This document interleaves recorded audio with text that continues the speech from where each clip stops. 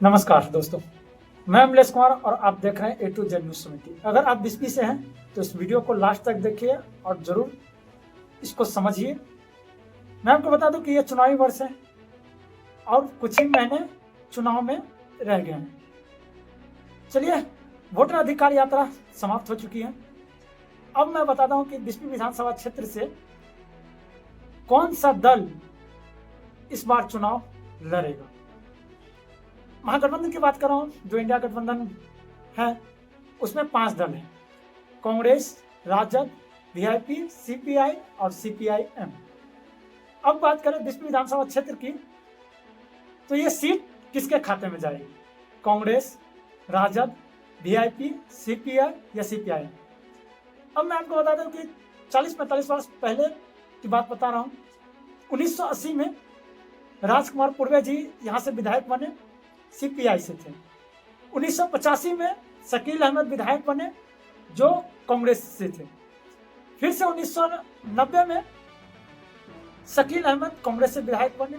1995 में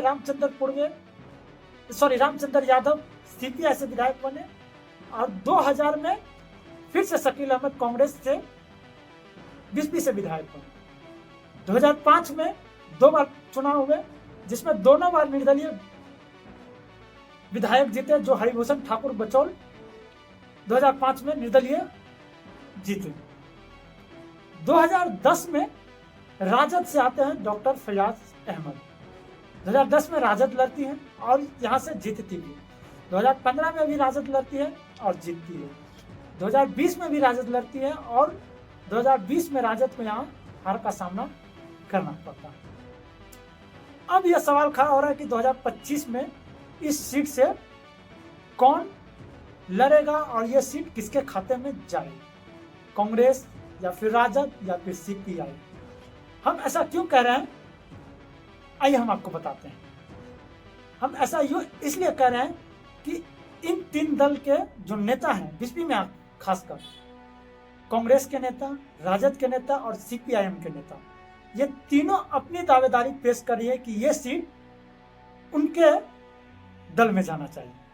कांग्रेस, राजद और सीपीआई, उनका कहना। अब मैं आपको बता देता हूं, कांग्रेस से इम्तियाज नूरानी साहब हैं, वो भी इस सीट पे दावा करे कि ये सीट कांग्रेस लड़े। सीपीआईएम के मनोज यादव है, जो यहां से पूर्व प्रमुख भी रह चुके हैं, और वो भी दावा कर रहे हैं कि इस सीट पे सीपीआईएम अपना उम्मीदवार उतारे। राजद भी दावा कर रहे हैं कि यह सीट पिछले 3 विधानसभा में राजद लड़ी, जिसमें 2 बार उनको जीत मिली है, 1 बार हार मिली, तो यह सीट राजद के खाते में जाना चाहिए।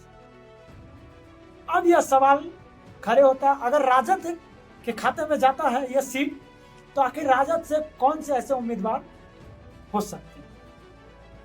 आपको बता दूं कि राजद से 2 ऐसे उम्मीदवार का नाम सामने आ रहा है, जो बिस्पी से अपनी दावेदारी को मजबूत कर रहे हैं और टिकट लेने के प्रबल दावेदार। पहला तो आसिफ अहमद है, जो फयाज अहमद के पुत्र हैं, और दूसरा है आरिफ जिलानी। दोनों अपने क्षेत्र में खूब मेहनत कर रहे हैं, घूम रहे हैं, लोगों से मिल रहे हैं और लोगों की सेवा भी कर रहे हैं। अब सवाल यह खड़ा हो रहा है कि इन दोनों में से टिकट किसको मिलेगा, आसिफ अहमद या आरिफ जिलानी? आप लोग कमेंट में बॉक्स में जरूर बताइए। दूसरी तरफ कांग्रेस है।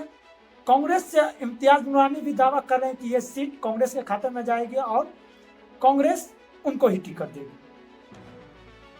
तीसरी तरफ है सीपीआईएम के मनोज यादव, वो भी दावा करे कि इस सीट से सीपीआईएम लड़ेगी और मनोज यादव को टिकट मिल सकता है।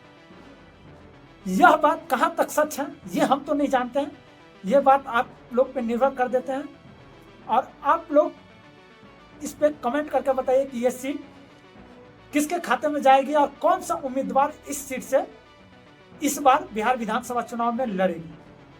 दूसरी गठबंधन की बात करें तो दूसरी तरफ एनडीए गठबंधन है, जो यहाँ के वर्तमान विधायक हरिभूषण ठाकुर बचौल है, जो जीते हुए हैं, और जीता हुआ कैंडिडेट का 90%, 95% चांस रहता है कि उनको ही टिकट दिया जाता है। तो दूसरी तरफ तो कोई है ही नहीं संशय कि एनडीए गठबंधन से कोई दूसरा उम्मीदवार हो सकता है। एनडीए गठबंधन से एक उम्मीदवार है हरभूषण ठाकुर बच्चों, और वही इस बार मैदान में रहेंगे एनडीए की तरफ से। महागठबंधन में थोड़ा पेच फंसा हुआ है। अब हम ऐसा इसलिए कह रहे हैं कि महागठबंधन में आपसी तालमेल बीसपी में नहीं बन रहा। अब ऐसा हम क्यों कह रहे हैं, आइए हम आपको बताते हैं। हम ऐसा यूं कह रहे हैं कि 5 दल का नेता एक साथ मंच साझा करने में असमर्थ हो रहे हैं, मतलब एक साथ मंच पे नहीं आ रहे हैं। राजद हो, कांग्रेस हो, बीआरपी हो, सीपीआई, ये एक साथ हम बीसपी में तो नहीं देखें कि एक साथ मंच साझा करते हो। गठबंधन में ना गठबंधन धर्म का पालन कीजिए आप लोग। गठबंधन आखिर किस आधार पे किया जाता है कि 5 दल का नेता एक साथ बैठे और अपने नेताओं की जो कार्यशैली है, जो कार्य किए हैं, उनको अपनी जनता के साथ हम सभी मिलकर रखें ताकि हमारे गठबंधन को वो वोट दे। लेकिन बीसपी में ऐसा देखने को नहीं मिलता है। ये 5 दल के नेता अपने आप में मगन हैं, अपने अपने स्तर से मेहनत कर रहे हैं। अब कुछ बुद्धिजीवी इस वीडियो पे कमेंट करेंगे कि जब सीट फाइनल होगा, किसके खाते में जाएगा, उसके बाद आपसी तालमेल हो जाएगा। ये भाई पहले से भी तो कर सकते हैं, तब ना हम जनता के पास अपनी आवाज को रख सकते हैं। चलिए वीडियो यहीं तक है। वीडियो कैसा लगा आप लोग बताइएगा। वीडियो अच्छा लगा तो वीडियो को लाइक कीजिएगा।